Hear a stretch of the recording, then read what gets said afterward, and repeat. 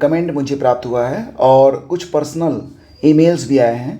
तो कुछ एस्पिरेंट उसमें ये जानना चाह रहे हैं कि उन्होंने यूपीपीसीएस और साथ ही साथ आरओ के लिए फॉर्म तो भरा था उन्होंने, इनकी पीसीएस 2024 का फॉर्म उन्होंने भर दिया था और आरओ का फॉर्म भी उन्होंने भरा था, लेकिन तैयारी उन्होंने बहुत अच्छी नहीं की थी और बिना तैयारी के ही उन्होंने आरओ का जो प्री था उसको दे दिया था, जिसकी परीक्षा 11 फरवरी को हुई थी और ये परीक्षा फ़िलहाल तो अब कैंसिल हो चुकी है और इसका जो री एग्ज़ाम है इसकी डेट भी कैलेंडर जारी कर दिया गया है। री एग्ज़ाम इसका आपको पता ही है कि 22 दिसंबर को होने जा रही है और पीसीएस परीक्षा जो कि पहले मार्च के महीने में होनी थी, अब ये परीक्षा जो है वो अक्टूबर में होने वाली है। संभवतः 27 अक्टूबर के आसपास ये परीक्षा होने वाली है।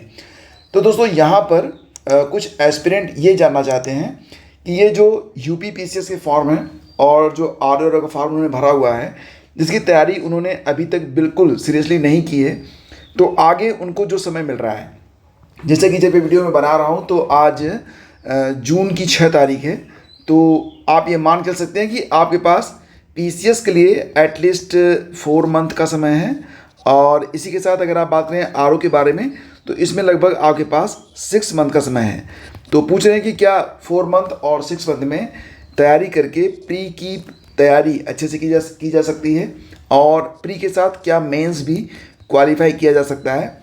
तो देखो फ्रेंड्स, यहाँ पर मैं आपसे कहना चाहूँगा कि अगर आप आरओ के बारे में सिंसियर हैं, अगर आप तैयारी करना चाहते हैं तो ये जो 6 मंथ हैं ये मोर देन इनफ हैं। बस इस बात पर डिपेंड करता है कि आपकी इंटेंसिटी क्या है, आप वाकई चाहते क्या हैं। तो आरओ के लिए ये 6 महीने निर्णायक हो सकते हैं और इन 6 महीने में आप प्री और मेंस दोनों की तैयारी कर सकते हैं। आरओ की जो परीक्षा होती है फ्रेंड्स, इसकी सबसे अच्छी जो बात है वो ये होती है कि इसमें एक प्री की परीक्षा होती है, उसके बाद मेंस होता है और यहाँ पर कोई भी इंटरव्यू नहीं होता है, बस प्री और मेंस होता है। और अगर आपने प्री की तैयारी अच्छे से कर ली तो उसके बाद बहुत ही आसानी से आप मेंस की तैयारी कर सकते हैं। यानी कि प्री की तैयारी अगर आपने सीरियसली कर ली है तो मेंस की तैयारी लगभग हो जाती है। तो मेंस के लिए आपको एक्स्ट्रा बस क्या पढ़ना पड़ेगा कि ऐसे राइटिंग आपको पढ़ना पड़ेगा और हिंदी में कुछ थ्योरेटिकल पार्ट हैं जो कि आपको देखना पड़ता है। हालांकि हिंदी प्री में भी होती है और मेंस में भी होती है, तो आसानी से आप ये आरओ की परीक्षा को क्रैक कर सकते हैं। 6 मंथ ये कम नहीं है समय, ये पर्याप्त समय है। हाँ, अगर आप कल पर टालते हैं कोई भी काम या फिर अगर आप डेडिकेशन नहीं दिखा पा रहे हैं तो 6 महीने क्या 6 साल भी आपके लिए कम पड़ सकते हैं। जो बात है वो मैं फैक्ट यहाँ पर बोलने वाला हूँ। तो फ्रेंड्स, यहाँ पर सबसे अच्छी बात ये है कि अगर आप पीसीएस के लिए और आरओ के लिए तैयारी कर रहे हैं तो दोनों की तैयारी आप एक साथ कर सकते हैं, क्योंकि इसमें जो जीएस का पोर्शन होता है प्री में वो लगभग सेम होता है। आरओ में थोड़ा सा मैथ आता है और पीसीएस में मैथ आता नहीं है। तो आप थोड़ा सा अगर आरओ के हिसाब से चलेंगे तो समझ के चलो कि आपकी जो तैयारी हो रही है वो प्लस ही हो रही है, पीसीएस के प्री से प्लस ही हो रही है। ठीक है। हाँ, एक बात और भी है कि जो आरओ की परीक्षा प्री की होती है उसमें हिंदी भी पूछी जाती है। तो हिंदी के लिए आप लोग तैयारी अगर अक्टूबर में स्टार्ट करते हैं तो भी आप अच्छा खासा स्कोर कर ले जाएंगे।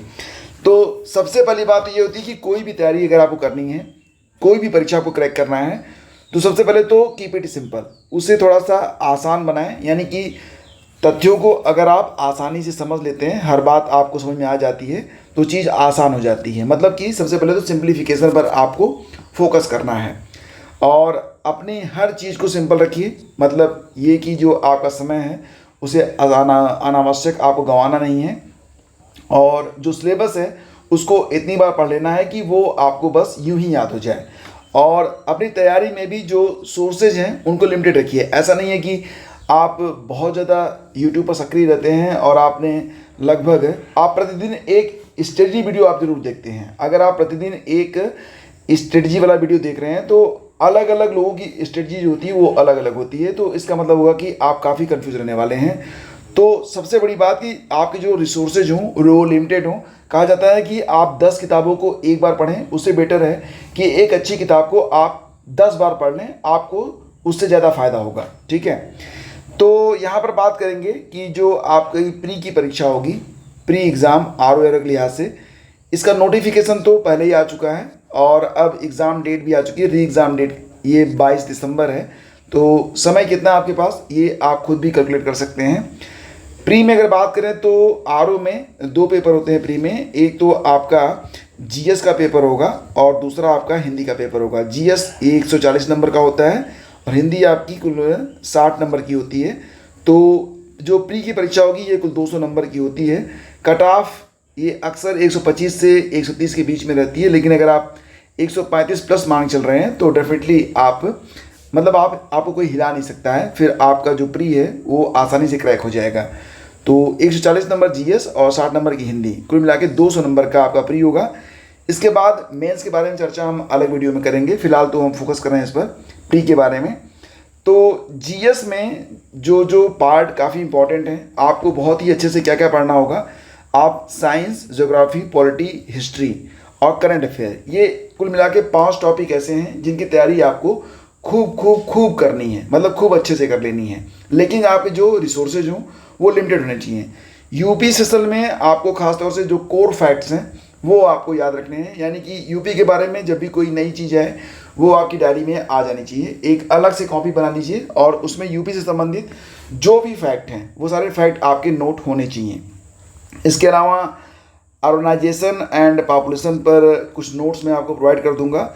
मैथ्स में लगभग 15 क्वेश्चन आते हैं जो कि बहुत ही सिंपल होते हैं और ये पूरी तरह से आपके प्रैक्टिस पर डिपेंड है। तो इसके लिए आप जो PYQs हैं उसको आप हल कर सकते हैं, प्लस कुछ टॉपिक मैं यहाँ पर आपको उपलब्ध कराऊंगा, तो वो टॉपिक आप अच्छे से देख लीजिएगा। आपका मैथ में काफ़ी अच्छा स्कोर रहने वाला है।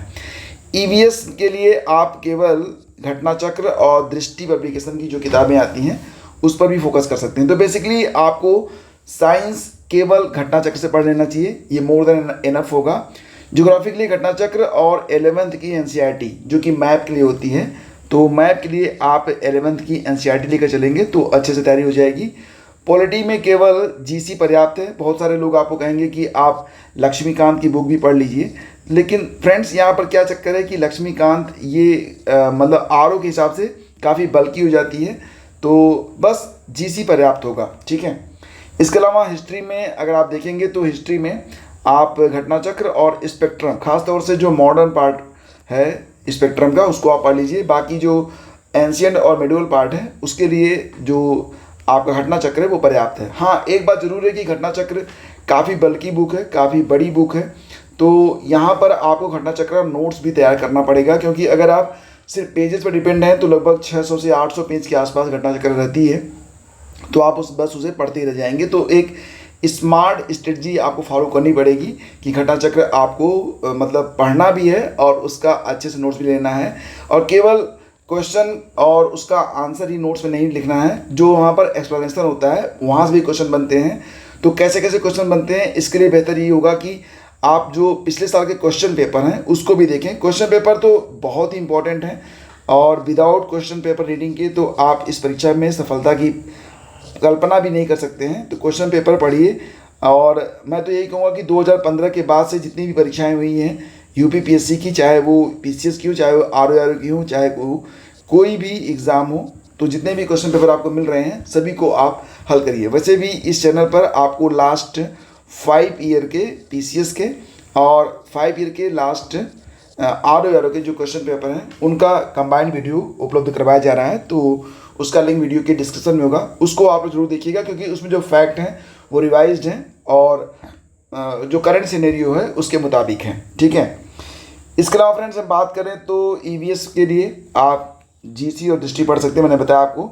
अब बात करेंगे जनरल हिंदी में, तो जनरल हिंदी इसमें कुल मिलाकर 60 नंबर 1 घंटे का पेपर होता है, लेकिन आप इसे आसानी से आधे घंटे में हल कर सकते हैं अगर आपको चीज़ें आती हैं। नहीं आती हैं तो आपको 1 घंटा भी कम पड़ेगा। इसमें बेसिकली शब्द विलोम, पर्यायवाची, तद्भव तत्सम, वाक्य शुद्धि, विशेषण विशेष, एक शब्द अनेक शब्द, इन सारे टॉपिक से 10-10 प्रश्न आते हैं।